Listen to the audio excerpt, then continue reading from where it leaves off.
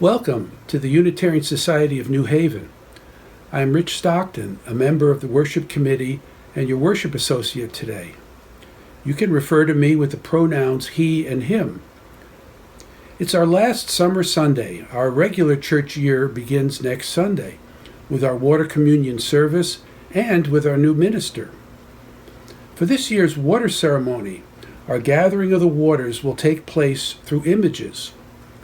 And we're still looking for photos of you with water that's significant to you in some way, whether a stream in a beloved park or a cool glass of clean tap water.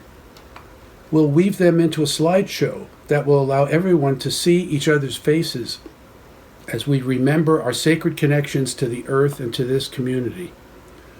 Please email your photo to family@usnh.org no later than Labor Day. And that's tomorrow.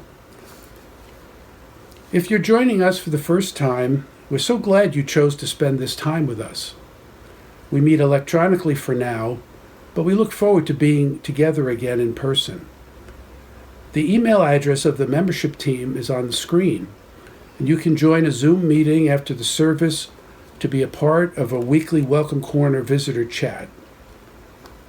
And you can always visit our website, usnh.org, to find out more about us. This is a congregation that believes Black Lives Matter, that every person has the right to affirm their own gender identity, that all people are inherently worthy. We acknowledge that our sanctuary sits on the land traditionally that of the Quinnipiac and other Native people. As a congregation, we seek to heal the wounds of the past and the present in ongoing work of reconciliation. This morning, we're happy to have poet and award-winning author Dr. Terry Blackhawk as our service leader. Welcome, Terry. As our call to worship, let me read these words by Philip Levine. I'm afraid we live at the mercy of a power, maybe a God, without mercy. And yet we find it, as I have, from others. Let us worship together.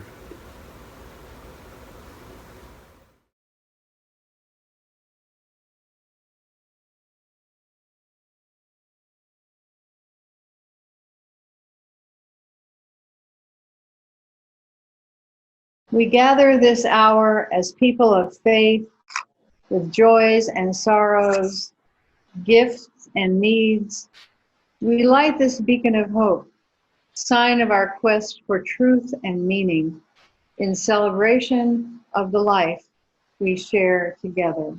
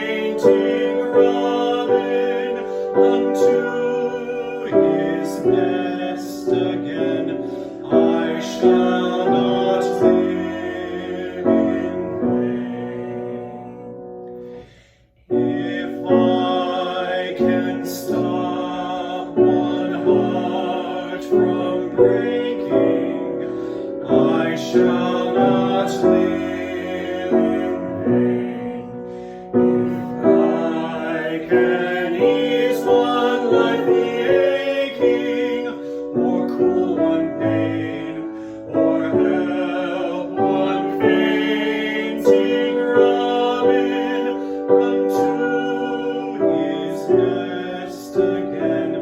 I shall not live in vain.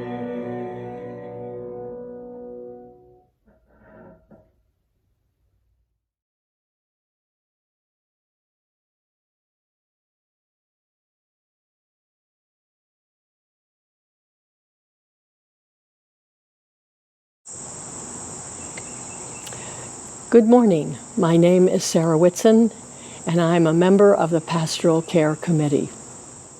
Let us turn our attention to the concerns of this community. I now invite you to join me in holding in our hearts the joys and sorrows of those around you, closing your eyes and going inward if you are comfortable doing so. Today, some woke with a sorrow so great, they ask for the help of this community to carry it. Others woke with a joy so great, it must be shared. Anna Flores is happy to share that her grandson, Caden, was able to come home for several days in between chemotherapy sessions. Anna and her family welcome your thoughts and prayers. For the joys and sorrows that haven't been spoken, but which remain in the silent sanctuaries of our hearts, we bear witness.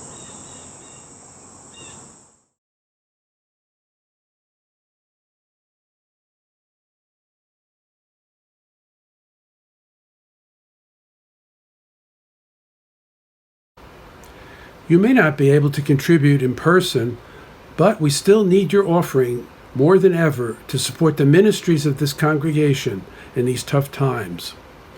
While you listen to music, you can go to our website, usnh.org, or you can mail to our address, 700 Hartford Turnpike. Your contributions are gratefully received.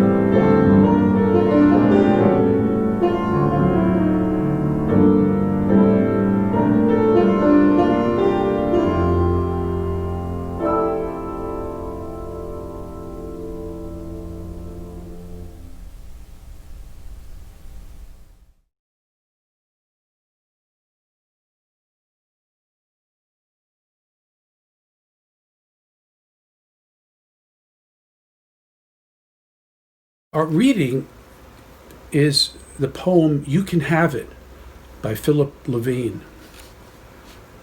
My brother comes home from work and climbs the stairs to our room. I can hear the bed groan and his shoes drop one by one. "You can have it," he says. The moonlight streams in the window, and his unshaven face is whitened like the face of the moon. He will sleep long after noon and waken to find me gone. 30 years will pass before I remember that moment when suddenly I knew each man has one brother who dies when he sleeps and sleeps when he rises to face this life, and that together they are only one man sharing a heart that always labors, hands yellowed and cracked, a mouth that gasps for breath and asks, "Am I going to make it?" All night at the ice plant, he had fed the chute its silvery blocks, and then I stacked cases of orange soda for the children of Kentucky, one gray boxcar at a time, with always two more waiting. We were 20 for such a short time, and always in the wrong clothes, crusted with dirt and sweat. I think now we were never 20. In 1948, in the city of Detroit, founded by de la Mothe Cadillac for the distant purposes of Henry Ford, no one wakened or died. No one walked the streets or stoked a furnace, for there was no such year. And now that year has fallen off all the old newspapers, calendars, doctor's appointments, bonds, wedding certificates, driver's licenses. The city slept. The snow turned to ice, the ice to standing pools or rivers racing in the gutters, and then bright grass rose between the thousands of cracked squares, and that grass died.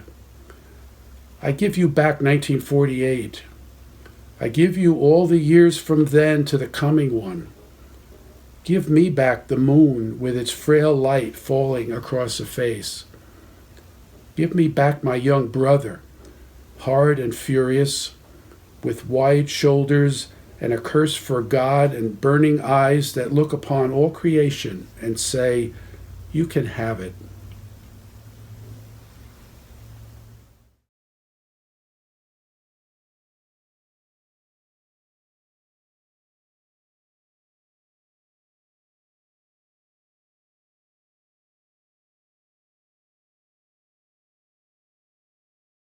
Good morning. My name is Terry Blackhawk. My pronouns are she, her, and hers, and I've been a member of USNH since 2018. I'm so grateful to share this talk, Poetry as Divine Defiance, which I gave at the First Unitarian Church in Detroit in 2012. I moved to Detroit in 1968, just graduated from Antioch College, to join friends in social activism. The Vietnam War was raging, Martin Luther King had been assassinated, and the country seemed to be on the verge of revolution.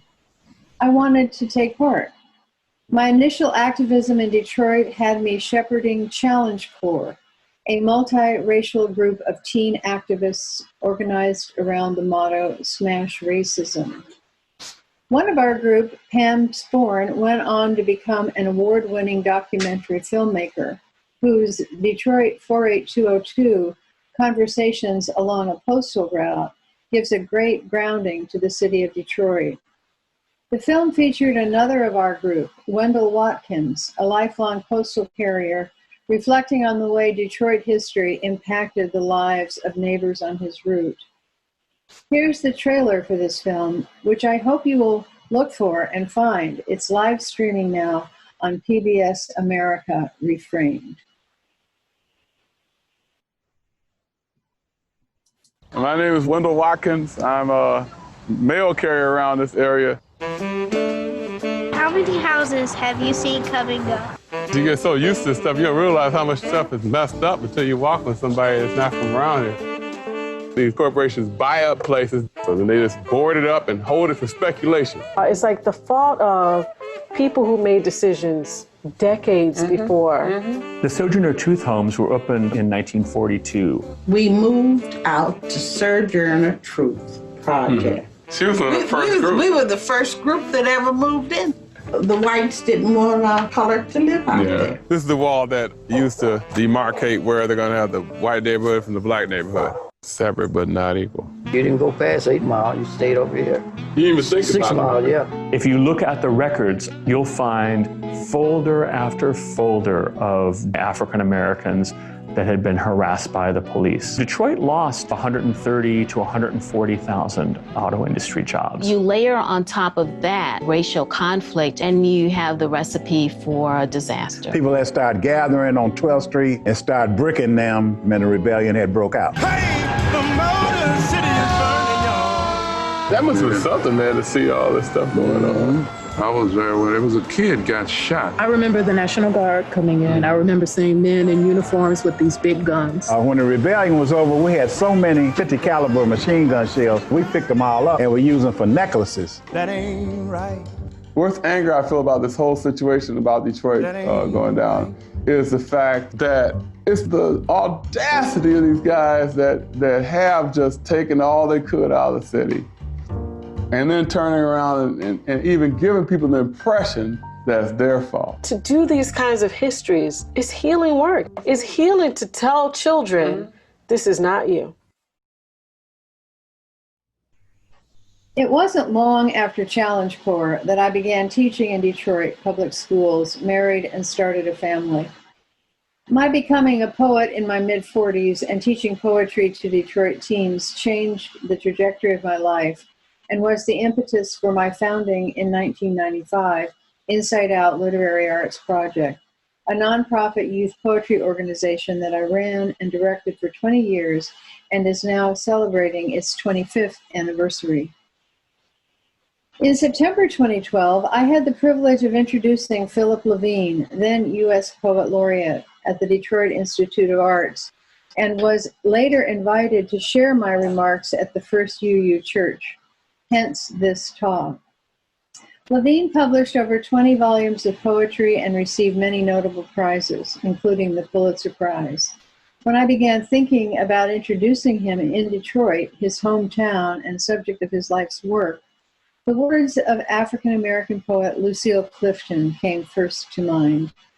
In her poem, Miss Rosie, Clifton addresses a wet brown bag of a woman now wrapped in garbage, who used to be the best-looking gal in Georgia.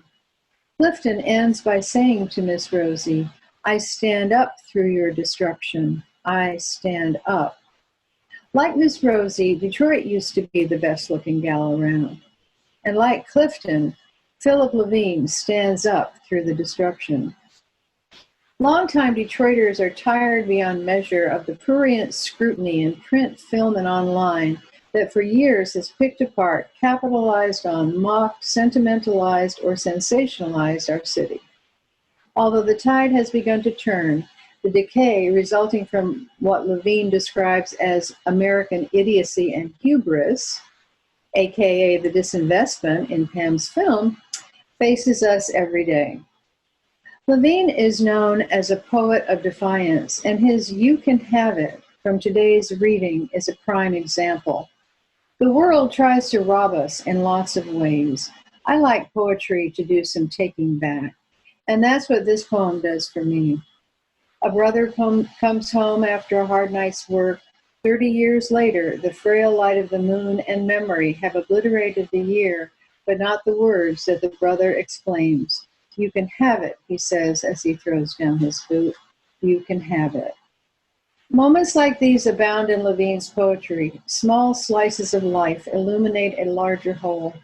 In What Work Is, title poem for his National Book Award-winning volume, the speaker thinks he sees his own brother waiting in line ahead of him for a job at Ford, only to discover it's someone else's brother with the same sad slouch, the grin that does not hide the stubbornness, the sad refusal to give in to rain, to the hours wasted waiting. The brothers, uncles, Zadie's fathers, mothers, teachers, immigrants, firemen, and factory workers who inhabit Levine's poems live lives grounded in everyday struggle and hard work that Levine himself knew well. Levine's poems make us care about these people through what poet Ed Hirsch, president of the Guggenheim Foundation, describes as thorny affirmations that celebrate the angels of Detroit. Or as Levine himself says, I have a deep belief that we encounter what we might call the eternal, if we encounter it at all, minute by minute, in ordinary experiences. The angelic is all around us, in ordinary people. It's up to us to figure out that what seems ordinary is, in fact, divine. Another poet who is at home with both divinity and defiance is Emily Dickinson, who seems to become more modern every year. Her divine defiance finds expression in this well-known poem, Much Madness is Divinest Sense.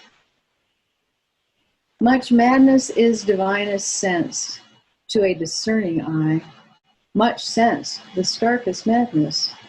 'Tis the majority in this as all prevail. Assent and you are sane. Demur, you're straightway dangerous and handled with the chain. Here the poet sets the integrity of her soul against a majority that would enforce definitions of sanity on her. This poet intends to define herself on her own terms, no matter how mad they seem. In I Heard a Fly Buzz, Dickinson subverts the belief of her day that the moment of dying was the time that the king, God or Christ, would be made manifest. The poem is almost blasphemous in replacing the divine with the bleakest symbol of mortality, a fly. In Dare You See a Soul at the White Heat, Dickinson rejects the narrative of an anointing by God or shaping of the soul as by a blacksmith's hammer or the biblical refiner's fire. The speaker's soul at the white heat is an unanointed blaze that repudiates the forge that would shape it.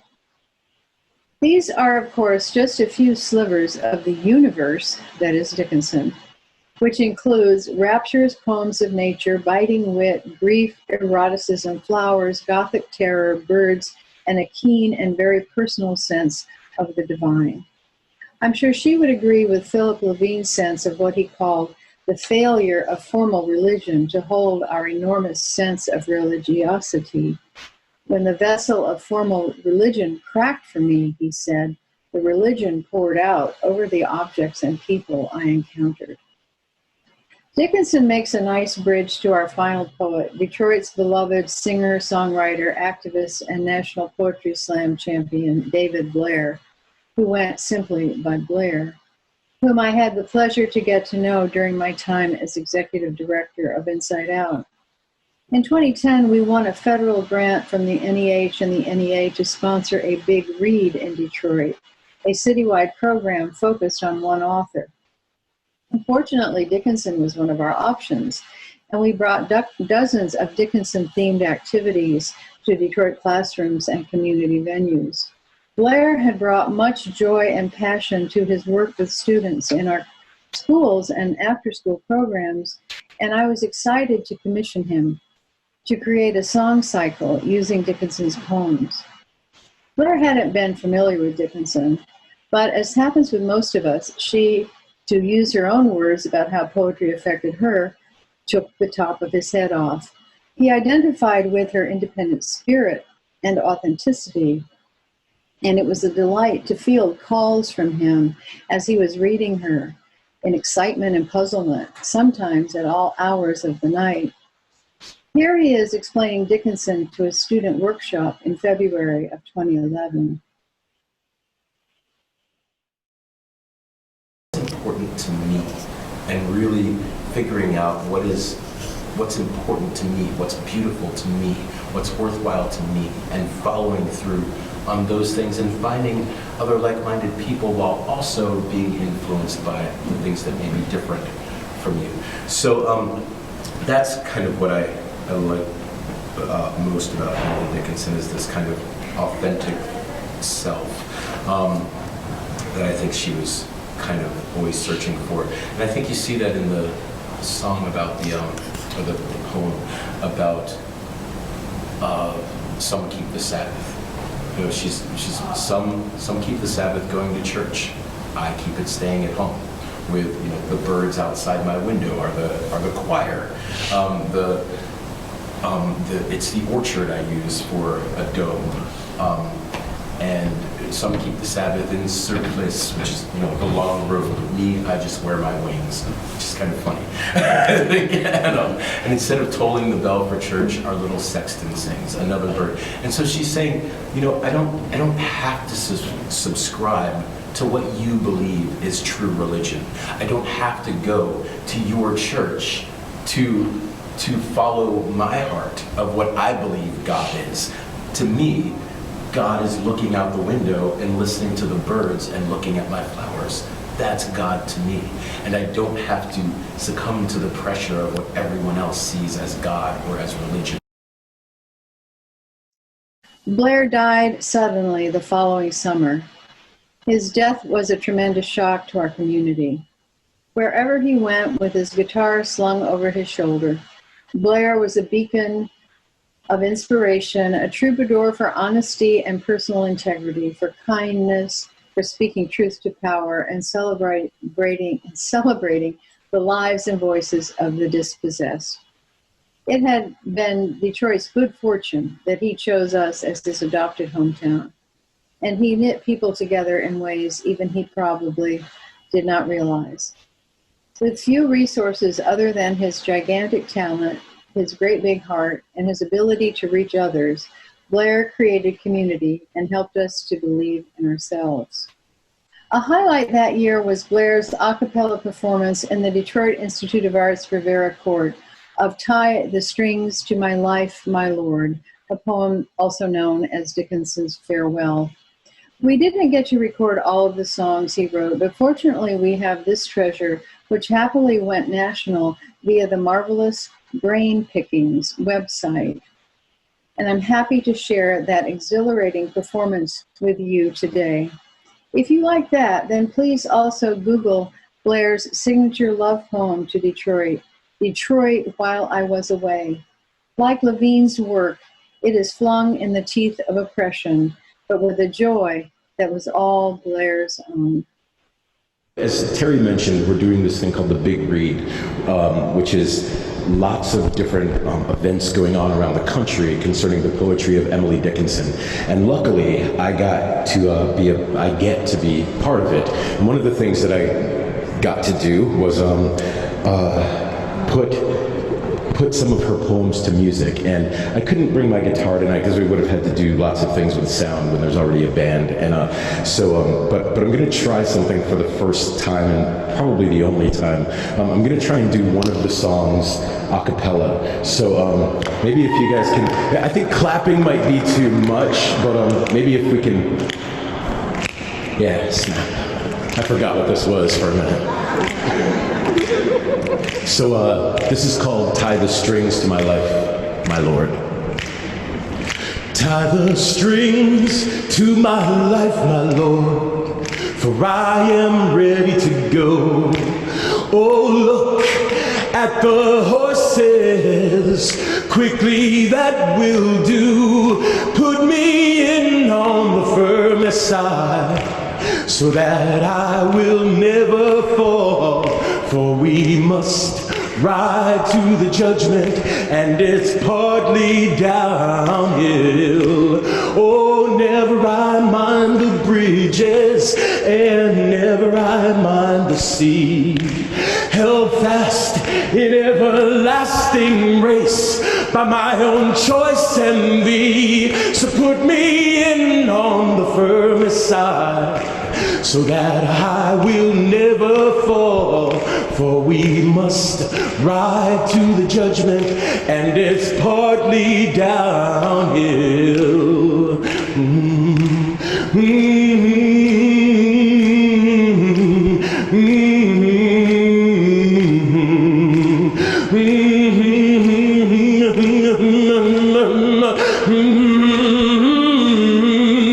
Put me in on the firmest side, so that I will never fall. For we must ride to the judgment, and it's partly downhill. Must ride to the judgment, and it's partly downhill. Now goodbye to the life I used to live and the world I used to know. Oh, please, won't you kiss the hills for me just once, 'cause I'm ready to go. Put me in on the firmest side so that I will never fall. For we must ride to the judgment, and it's partly downhill. Oh, we must ride to the judgment, and it's partly downhill. Yes, we must ride to the judgment, and it's partly downhill.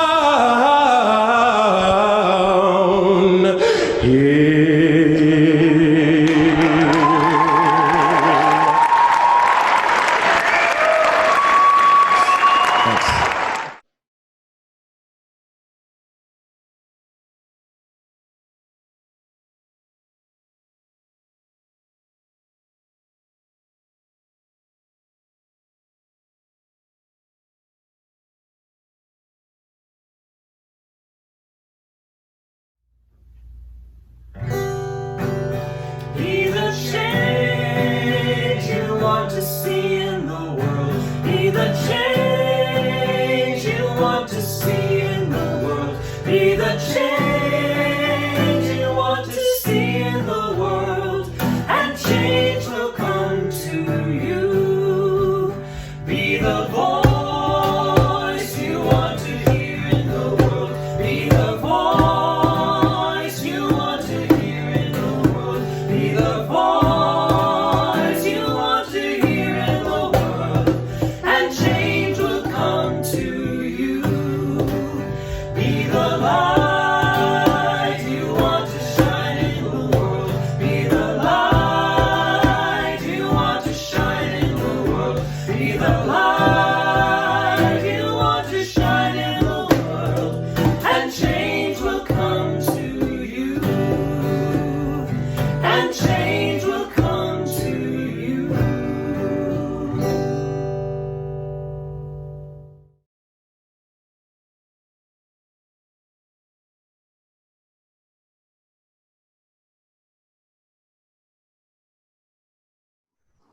We extinguish this flame, but not the light of truth, the warmth of community, or the fire of commitment. These we carry in our hearts until we are together again.